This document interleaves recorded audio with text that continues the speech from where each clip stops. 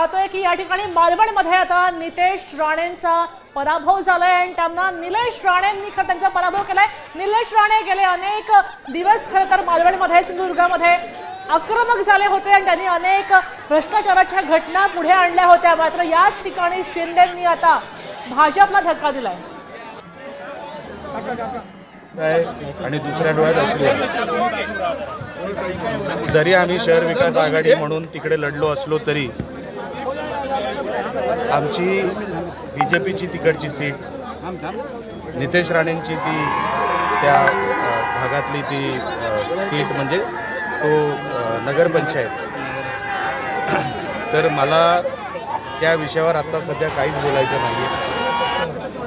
जसं मी तुम्हाला सांगितलं की आनंद मालवणबद्दल 100% आहे, पण कणकवलीमध्ये आमची लोक हरली किंवा त्यांचा पराभव झाला हे दुःख देखील आहे। नाही, पण कणकवलीमध्ये नगराध्यक्ष पदाचे उमेदवार आम्ही सपोर्ट केला होता, पण इन द एंड नाती पण आहेत, नातं आहे आणि संदेश पारकर जिंकले त्याबद्दल त्यांचं अभिनंदन।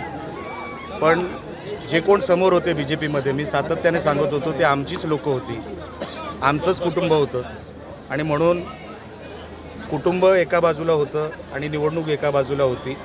जे जिंकले त्यांचं मी मनापासून अभिनंदन करतो आणि मालवणमध्ये ज्यांनी आमच्या या विजयामध्ये हातभार लावला, आशीर्वाद दिले, सगळ्या पदाधिकाऱ्यांचे, उमेदवारांचे, मालवणच्या जनतेचे, सन्मान्य शिंदे साहेबांचे, सन्मान्य राणे साहेबांचे, सन्मान्य पालकमंत्री साहेबांचे, सगळ्यांचे, भारतीय जनता पक्षाचे पण सगळ्या जे कोण उमेदवार होते त्यांना सगळ्यांना मी मनापासून शुभेच्छा देतो। निवडणूक आहे, कोणतरी जिंकत असतं, कोणतरी हरत असतं, पण आजची